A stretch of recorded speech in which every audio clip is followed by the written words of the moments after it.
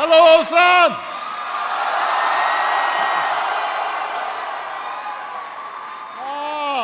It is good to be here. Thank you so much. First of all, please give Staff Sergeant Randy Gray a big round of applause for the outstanding introduction.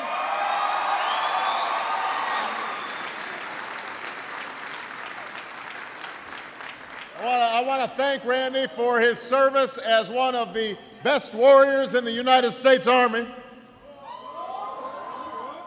Randy's a reminder that our non-commissioned officers are the strength of America's military, so thanks to Randy and all the NCOs.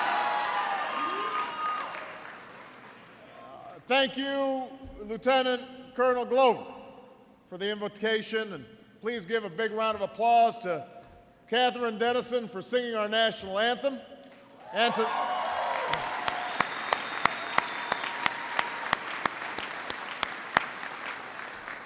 the 8th Army Band. Where are you guys at?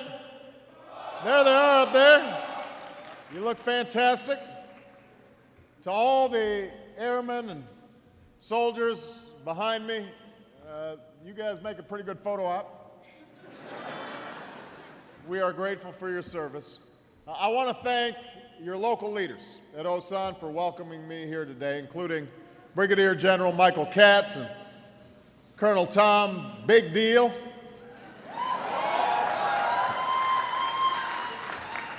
Your great senior enlisted leaders, including Command Sergeant Major Robert Winsereed and Chief Master Sergeant Michael Williams. We are joined by America's outstanding representatives here in the Republic of Korea. I want you guys to give it up for Ambassador Kathleen Stevens and General Skip Sharp. Give them a big round of applause.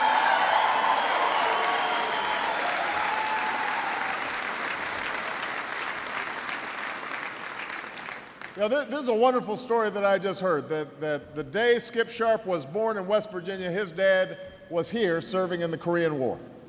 And that just says something about the extraordinary tradition of your family and service to our country, and we salute you for that. We are grateful to you. Thank you so much. Listen, it is great to be here at Osan Air Base. We got the 51st Fighter Wing.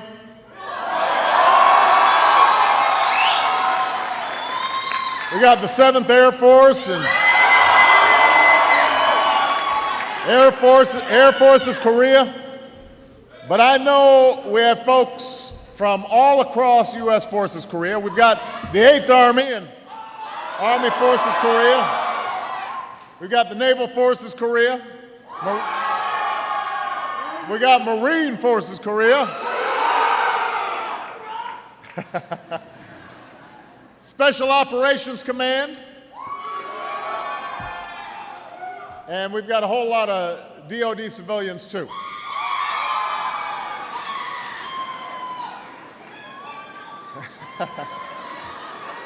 I love you back. Now, Joanne Sharp and Michelle Remington were there to greet me, and I see that we've got a whole lot of spouses and family here. To you and all the spouses back home, I just want to remind you that you serve and sacrifice too, and America honors you as well. And we are joined by our great allies. Chairman of the Joint Chiefs of Staff, General Lee and Mrs. Wong, we are so grateful that you are here. Thank you.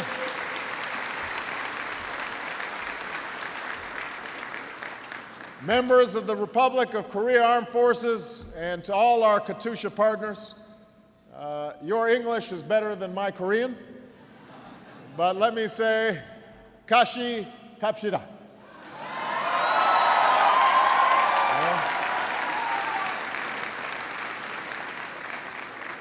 For those of you guys who have not been doing your homework while you're in Korea, that means we go together.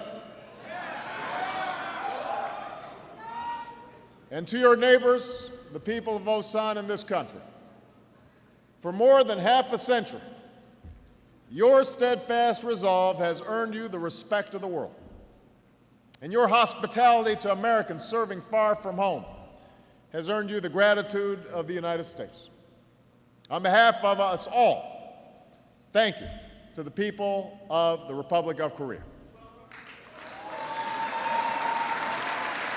Now, today I'm finishing my first visit to Asia as president. In Tokyo, we renewed and deepened the U.S.-Japan alliance. In Singapore, we worked with leaders from across the Asia-Pacific to strengthen the global economic recovery. And in China, we worked to advance the partnership between our two countries on global issues, because cooperation between the United States and China will mean a safer, more prosperous world for all of us, including right here on the Korean Peninsula. In Seoul, President Lee and I reaffirmed the enduring alliance between our countries, an alliance rooted in shared sacrifice, common values, mutual interest, and mutual respect. And as we look to the future with a shared vision of our alliance for the 21st century, I made it clear America's commitment to the defense of the Republic of Korea will never waver, and our alliance has never been stronger. Now, and I want to deliver actually just a quick story, go a little off script. You know, President Lee talked to me about what it was like when he was a young child here in Korea. This country having been torn by war, and the poverty that still existed in the country. And he said, I hope the American people understand how grateful we are for what you've done, because we would not be the extraordinarily strong, prosperous nation that we are had it not been for the sacrifices of your armed services and the continued contributions that you've made. And I thought, you know, when the president of a country that's become so successful says that America and America's armed services in particular had something to do with the extraordinary success of their country, he said, that's something you should take great pride in. And I want all of you to know that, because you are carrying that tradition on right here at Osan. I couldn't come to the Republic of Korea without coming to see you to deliver a simple message, a message of thanks to you and your families. Because of all the privileges of serving as president, I have no greater honor than serving as commander-in-chief of the finest military that the world has ever known.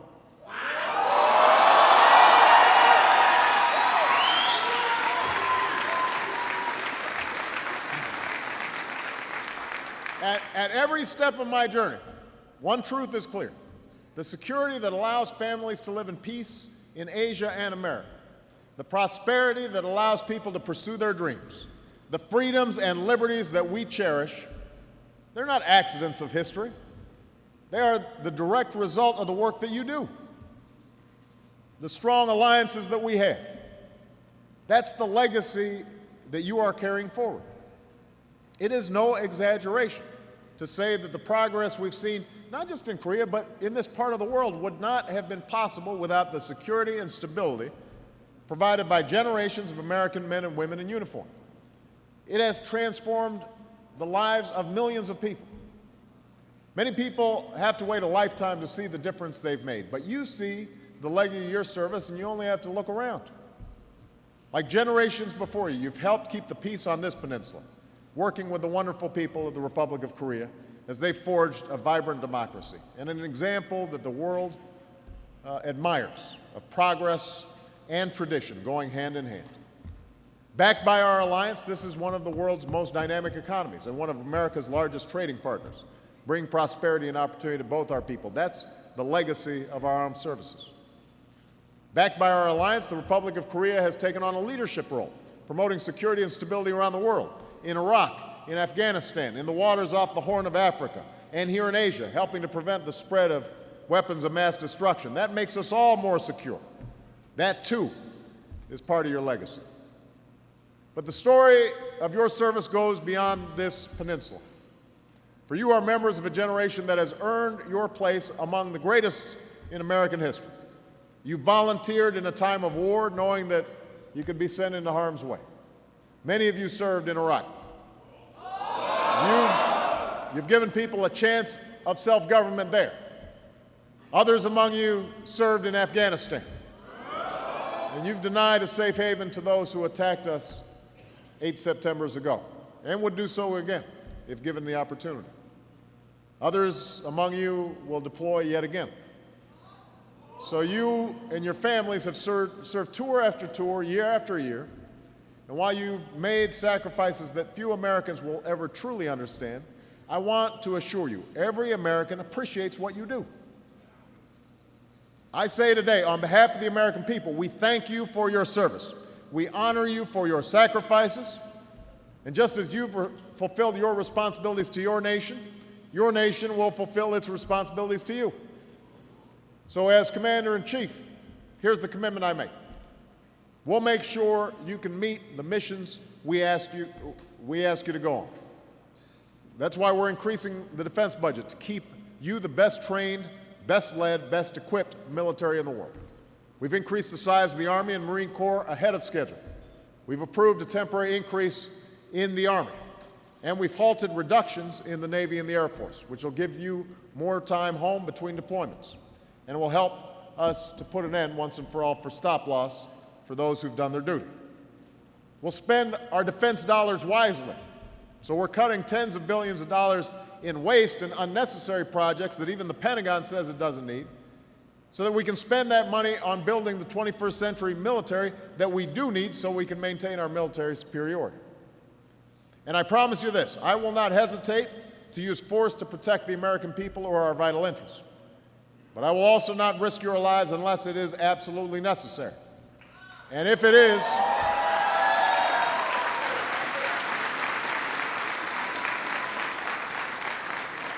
and when it is necessary, America will back you up to the hilt. We'll give you the strategy, the clear mission, the equipment, and the support you need to get the job done. That's the promise I make to you. As you fulfill your duties, we're going to take care of your families. That's why we're increasing pay.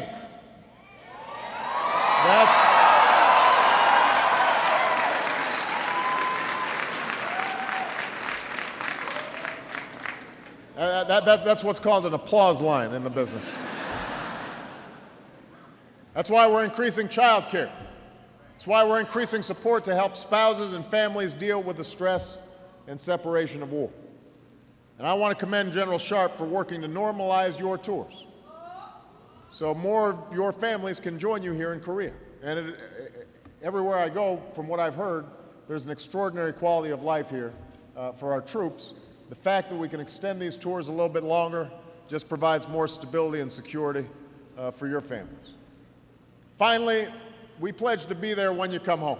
I mean, it's nice here, but we want you coming home. We're improving care for our wounded warriors, especially those with post-traumatic stress and traumatic brain injury. We're funding the post-9/11 GI Bill to give you and your families the chance to pursue your dreams. We've made the biggest commitment to our veterans through the largest percentage increase requested for the VA's budget in more than 30 years. So these are the commitments I make to you, because you've always taken care of America, and America needs to take care of you. For you are the latest chapter in a long story of proud service, a story told in quiet places of reflection and tribute, including a memorial on the National Mall in Washington, not far from the White House. Now there, between the monument to Washington and the memorial to Lincoln, you can find it. 19 statues, a squad on patrol as they might have appeared on this peninsula 6 decades ago. Their packs on their backs, clad in their helmets and ponchos, carrying their rifles and radios. Every service, Army, Air Force, Navy, Marines, every race, white, black, brown, standing together, serving together, moving on, pushing ahead. And etched into the black granite wall beside them, thousands of faces, the nurses, the mechanics, the support personnel who served alongside them. There at the Korean War Veterans Memorial, beside the tranquil waters that help us remember, are the statistics of their sacrifice. The wounded, the captured, the missing, the dead from that war. And under a bright American flag, etched in stone, are timeless words we know to be true, that freedom is not free. Freedom's not free. And it is paid in the service and the sacrifice of all who wear America's uniform. It was paid by their generation, from the Pusan perimeter to the landings at Incheon, from the skies of Mig Alley to the heroism of Heartbreak Ridge. It's been paid by every generation since, and it's being paid by you in service that inspires us all. And for this, your country and generations yet unborn will be forever grateful. So God bless you all. God bless the armed services, and God bless the United States of America. Thank you, everybody.